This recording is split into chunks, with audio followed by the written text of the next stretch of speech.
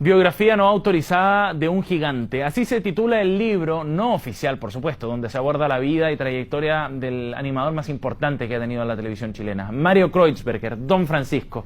Y queremos conversar sobre este texto, sobre las razones detrás de este libro, sobre el proceso también para llegar a los datos. En fin, nos acompaña en CNN Chile la periodista autora de esta biografía, Laura Landaeta. Gracias por estar con nosotros. Hola, bienvenida, Laura. Muchas gracias a ustedes por darme la oportunidad de difundir el libro. Pero claro, es tremendo material el que está en este libro para uno de los personajes más populares de la televisión chilena, de la cultura popular nacional de las últimas décadas. ¿Por qué elegiste a Don Francisco, Laura?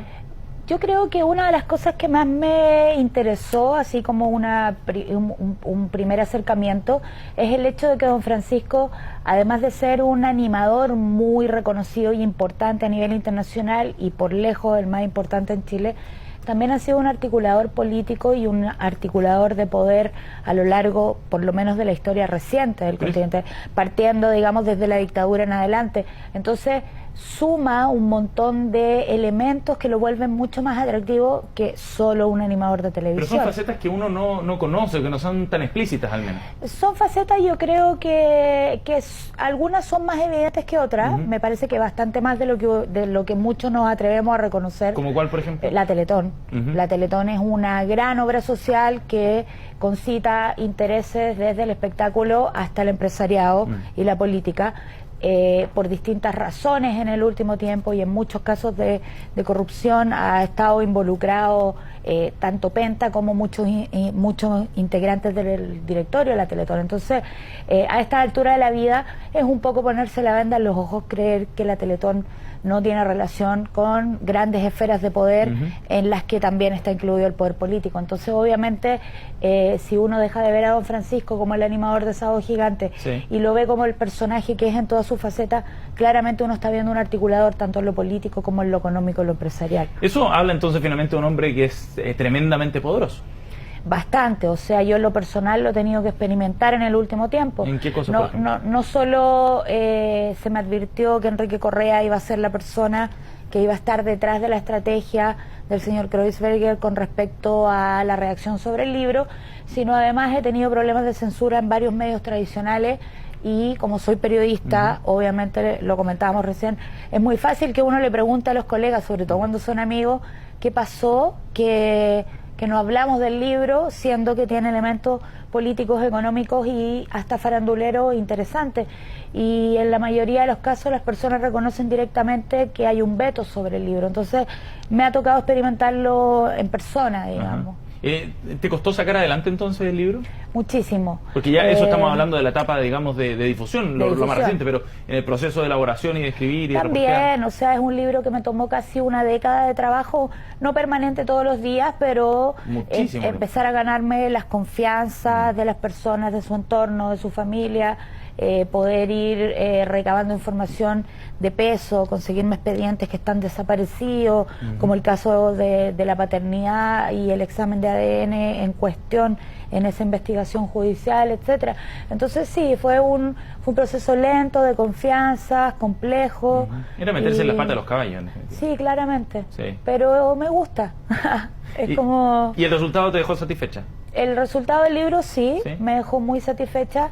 Me entristece a veces que tenga menos difusión acá o sea, el libro de Cecilia Boloco, que era un libro bastante menor, pese a que también hablábamos de una persona ligada al poder, casada con un expresidente argentino que ha sido enjuiciado en múltiples ocasiones. Me parecía que era mucho menor que el de Don Francisco, sobre todo por el peso que él tiene en Latinoamérica. Tiene una fundación que realiza teletones en más de 12 países y en el libro está muy detallado y muy explicado cómo la Teletón termina siendo un negocio, más que ¿Acá en Chile la también? obra. Acá por supuesto. O sea, ¿cómo, acá está la génesis del negocio. ¿Y cómo o qué forma adopta ese negocio?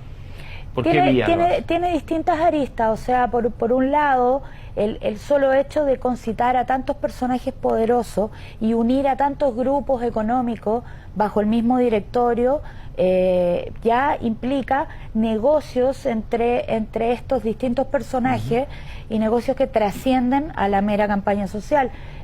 una de las personas que estuvo hace 2 o 3 meses atrás, salió, que trabajaba en impuestos internos, salió también contando esta triangulación de platas que se hace, o se hacía en realidad, entre la Teletón y Penta, donde, bueno, yo también en el libro cuento un poco de esto, o sea, el capital reunido por la Teletón se utilizaba como plataforma de negocios para Penta, y de la misma manera a lo largo de las décadas que lleva la Teletón se ha utilizado para otros grupos de poder y económicos que han sido parte del directorio. Todo con el visto bueno de don Francisco. Es que obviamente es el visto bueno de todas las personas que trabajan en la plana directiva.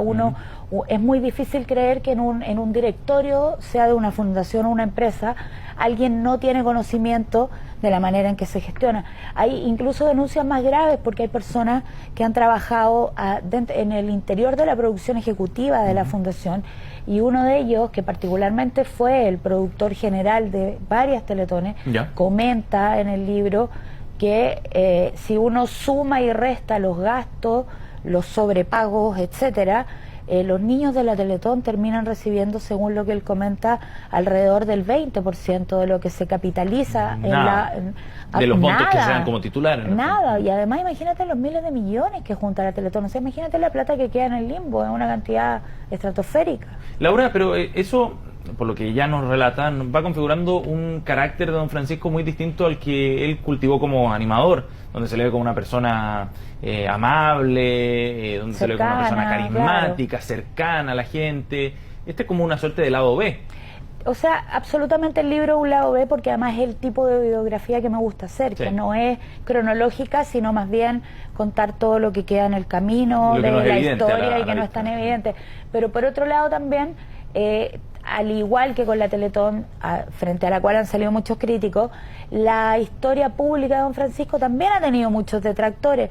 Yo concentro la mayoría de las situaciones en 1 o 2 capítulos, pero a lo largo de la historia televisiva de don Francisco son muchas las personas que dicen que su carrera desaparecieron después de enfrentarse a él.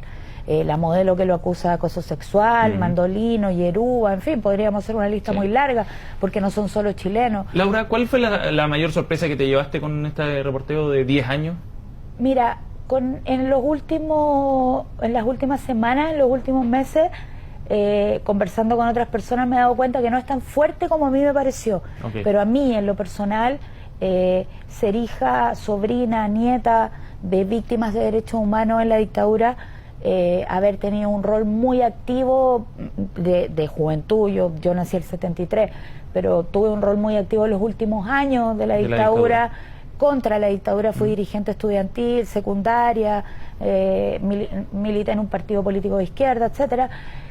Me dolió particularmente, me afectó particularmente el hecho de haber creado una historia en torno al paso de su padre por un campo de concentración y de exterminio nazi, y que no solo sea muy difícil de creer, sino además imposible, porque el campo de exterminio no existía en la fecha que él ha mencionado.